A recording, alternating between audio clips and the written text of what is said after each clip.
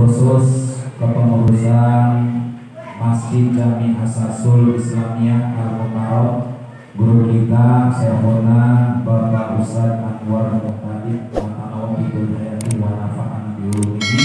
Mudah-mudahan diberikan sehat panjang umur, diberkahkan rizkinya, serta ditambah-tambah kemuliaan oleh Allah Subhanahu wa Ta'ala, serta para hadirin, para orang tua, para pengurus DKM, baik bendaharanya, sekretarisnya Bapak Haji Hasan Ali beserta jajaran, dan juga Bapak Ustadz Ahmad Asori beserta jamaah, serta para satriawan yang insyaallah alladzi lam tudkar asma'uhum, sekalipun tidak disebut satu persatu, namun insyaallah tidak mengurangi hormat cinta dan takdim saya.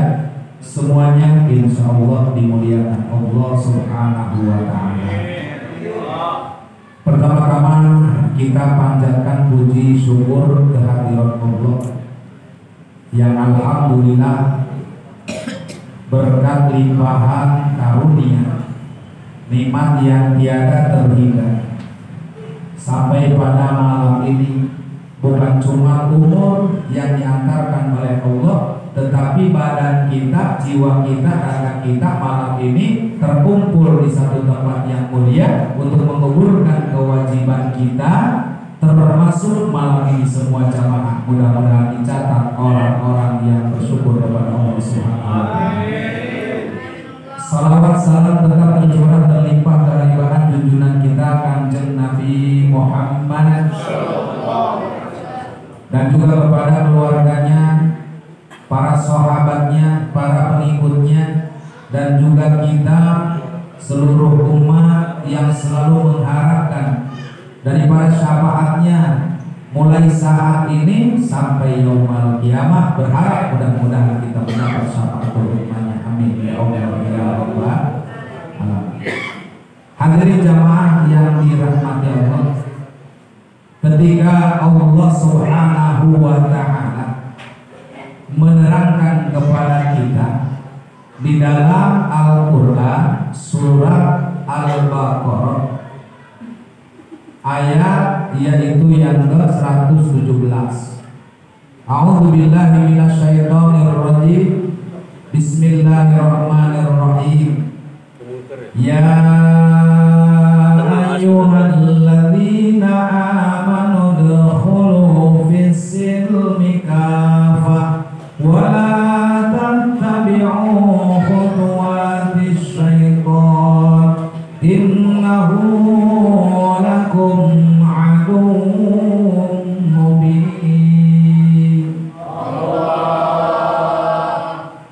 Ya ayyuhalladzina amanu, Allah menyeru kepada kita. Kita berharap, bahasa kita di sini berharap. Apa harapannya? Mudah-mudahan termasuk orang yang diseru oleh Allah.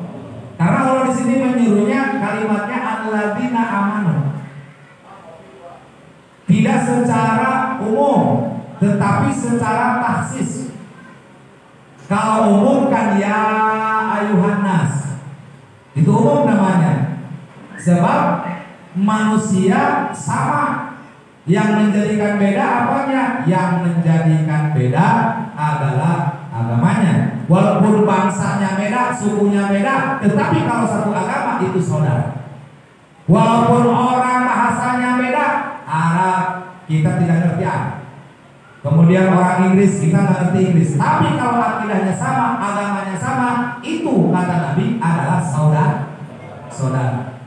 Nah maka oleh karena itu Allah Subhanahu wa Ta'ala di sini menghususkan seruannya kepada orang-orang yang beriman. Maka kata Allah, ya ayyuhalladzina amanu dkhulu, yang artinya wahai orang-orang yang beriman, udkhulu, ini fil amr.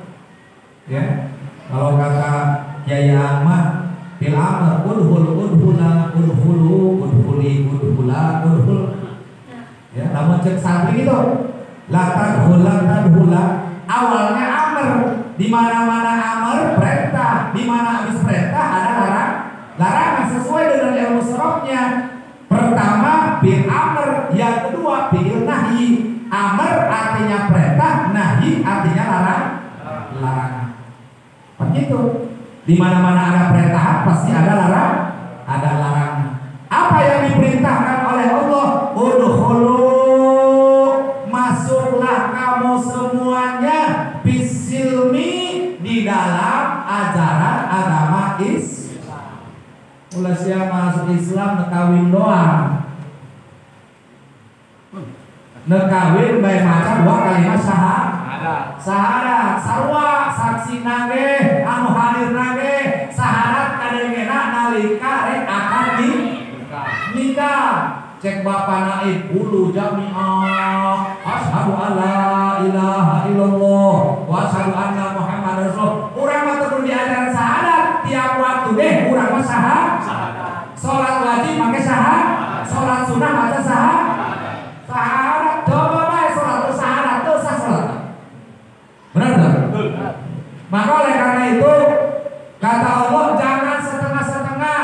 Masuk Islam itu jangan karena mau kawin, jangan karena proyek, jangan karena ada tujuan A, tujuan B, tapi harus bagaimana? Tapi harus bisilmi kafah secara menyeluruh. Pelajari dari mulai bab toharoh, bagaimana? Gak cukup masuk Islam itu hanya mengucapkan dua kalimat syahadat. Ada orang pagi ke rumah, Ustaz, kalau saya masuk Islam tidak disunat, boleh enggak? Saya jawab, boleh. Kenapa Bapak mau disunat? Ngeri. Saya mau ngeri katanya. Pokoknya saya nggak mau, tapi kalau masuk Islam saya mau. Tapi hukumnya sah tidak? Kalau saya tidak disunat masuk Islam, saya bilang sah. Wajibnya itu kamu niat di hati dan syahadat paspornya. Walaupun disunat itu syahadat mah kesuruh baik. Nah, syarat saya bilang. Apa syaratnya? Kalau kamu memang masuk Islam tidak mau disunat, gak apa-apa. Yang penting setiap kamu habis kencing, mau wudu, mau sholat, disikat barangnya. Oh, syaratnya gitu. Setiap kamu habis kencing, mau sholat, disikat helmnya. Kalau saya 10 kali kencing, 10 kali, oh leleh ya. Oh, aku ini mah sakit terus-terusan, makanya mending sakit sekaligus disunat daripada disikat disiksa Bapak. Akhirnya pada ayat disunat. Ya kan hamlunasi jelema anu masih kucuk mah disebut hamlunasi, jadi masih menanggung najis. Maknya burung asal toski diseleh itu disikat ya. Gitu. Ya, nah maka oleh karena itu kata Allah harus kafah, belajar toharoh, karena selama ini kan kita masih banyak belum paham bagaimana wudu yang bagus, bagaimana mandi junub yang bagus. Udah punya anak cucu mandi seember masih dikobok. Nah, sebab naon? Sebab tuh daek belajar hari daek mah pan aya pertanyaan upamana henteu nyampe karena bab eta pembahasanna boleh dipertanyakan ulah membuat bab halus. Ya, karena penting sekali buat kita, apalagi sekarang udah zaman modern, banyak media seolah-olah orang nyari ilmu di media, nanya bah Google, YouTube, Majelis Taklimah redek. Kurang tengah dilah dina YouTube di loba ngaji macam gitu. Ih, peloma gitu. Ya. Sebab tidak ada yang namanya orang dapat pahala ketika tidak ada niat baik. Sebab lamun HP mah naik niat ngaji, niat nage nonton, kata-kata nonton lain tuntunan, tapi tontonan identik dengan maksiat, tuntunan atas nama ibadah. Alengka orang niat ngaji mah langkahnya beda, terus duduknya beda. Napas yang keluar masuk selama duduk di masjid ngaji itu juga beda. Apa bedanya? Keluar napas mengeluarkan dosa, menghisap napas dari luar ke dalam, menghisap rahmat Allah Subhanahu wa taala. Mantap. Mengpengker di masjid pagi nugaca apa kan? balik-balik di dia pokoknya napas ya. Jadi terugi urang di majelis taklim ngageboskeun napas, ngageboskeun dosa, mijeun dosa, menghisap napas dari luar ke dalam sama dengan menghisap rahmat Allah. Udah jelas gitu. Maka oleh karena itu, kenapa kita tidak tertarik dengan apa yang disampaikan oleh Rasul? Kenapa kita tidak pernah ingin punya keinginan mendapatkan itu atas segala apa yang dikabarkan oleh Rasul? Makanya wa basyiril ladina amanu, kata Allah, berita ini sampaikan Muhammad kepada mereka. Kenapa? Karena ini adalah berita gembira dan aku, kata Allah, hanya menginformasikannya untuk mereka orang-orang yang beriman kepada Allah. Ya, nah maka oleh karena itu, bagaimana sih kafah di sini? Nah, kafah di sini artinya halus.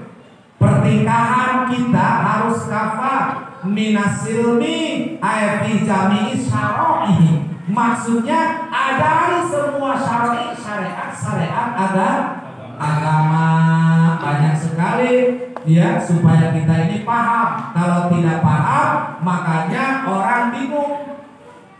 Ditanya, Mas, madhab apa? Apa sih madhab?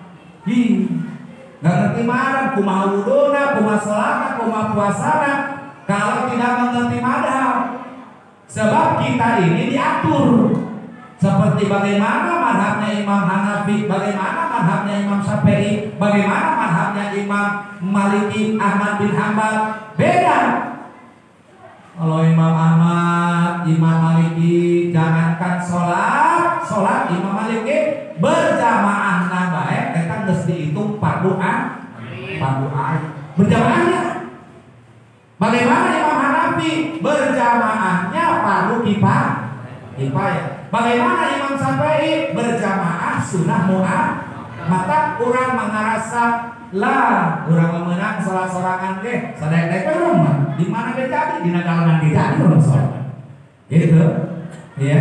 Nah maka oleh karena itu yang dimaksud kafah tadi adalah mempelajari semua ilmu fi jami'i syara'i, yaitu yang ada di dalam syariat agama Islam. Itu adalah perintah Allah. Kemudian yang kedua, wala, nah ini nahi. Kalau tadi amar kan perintah, benar.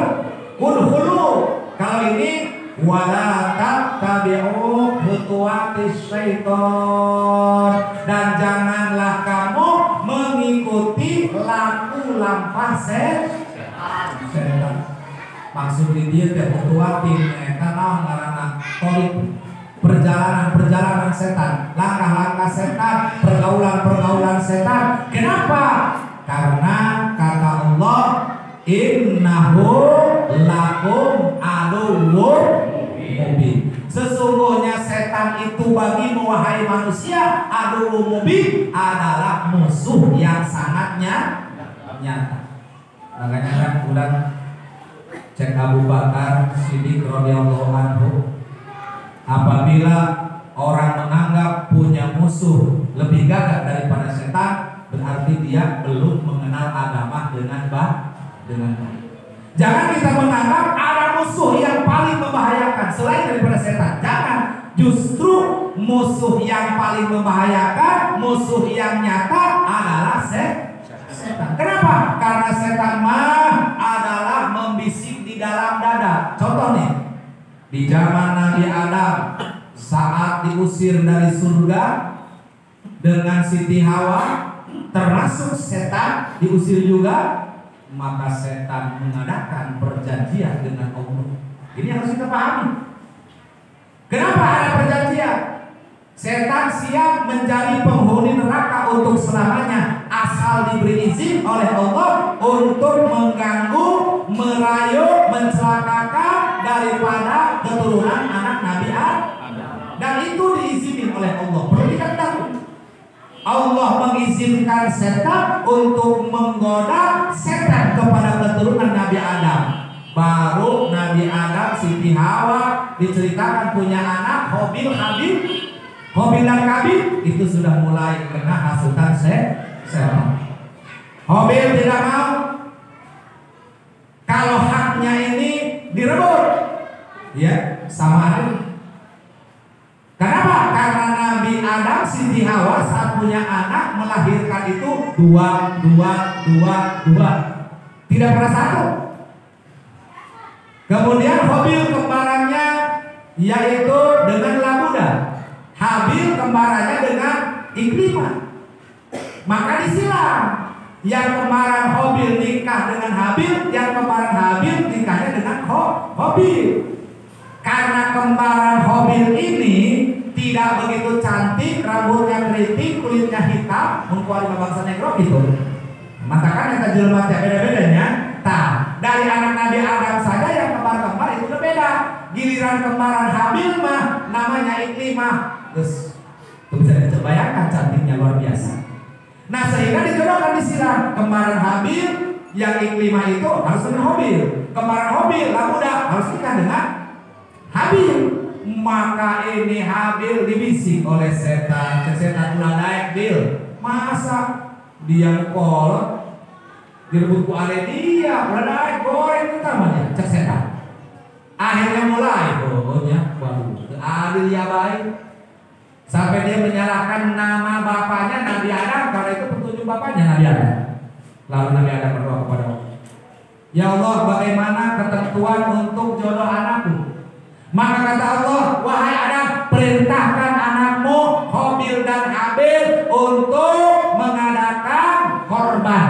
Maka siapa di antara anakmu korbannya yang baik, yang bagus, korbannya yang tulus, dialah yang aku terima korbannya, dan dia yang berhak menikahi anakmu Iklimah yang perempuan. Baik, kata Nabi Adam, saya perintahkan kepada kedua anak saya dipanggil. Habil, tahan, kalian. Kalau kalian mau nikah dengan Iklimah, maka kalian berkorban. Siapa korbannya yang bagus, yang diterima oleh Allah, maka nanti dia yang berhak nikah Iklimah. Siap? Habil sehari-harinya ternak. Maka ketika dia diperintahkan korban oleh Allah, maka dia cari domba yang paling bagus, dan kualitasnya paling mahal, tanduknya bagus, dagingnya bagus. Sementara Habil sehari-harinya bertani.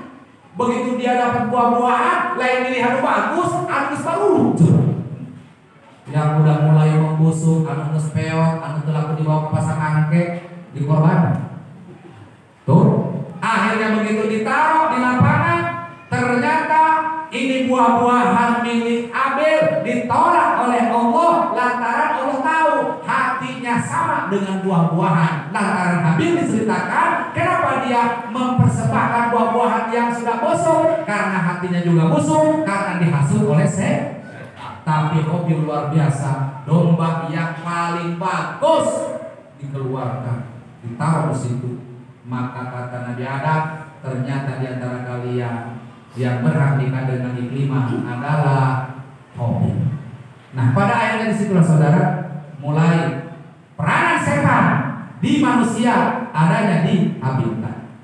Maka Habil pun tidak pernah melihat bagaimana orang mati, tetapi dia orang yang pertama yang membunuh saudaranya sendiri di alam dunia adalah Habil. Itu pun tidak mengerti kenapa begitu dipukul dengan kayu tidak bangun, karena selama ini belum pernah ada kematian.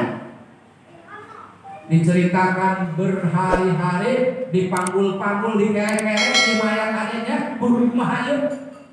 Pulang ke rumah takut dimarahin ayahnya Nabi Adam. Mau dikubur nggak tahu bagaimana caranya karena belum ada proses waktu itu. Akhirnya Allah Subhanahu wa taala mengirimkan tamsil lewat burung gagak. Kemudian burung gagak itu berantem, saling adu, saling pancok, saling pukul, saling matuk, mati satu. Kemudian diseret, kemudian gagal di lubang. Kemudian dari lubang burung gagak itu lalu diseret dimasuk ke lubang. Akhirnya Habil meniru apa yang dikerjakan oleh burung.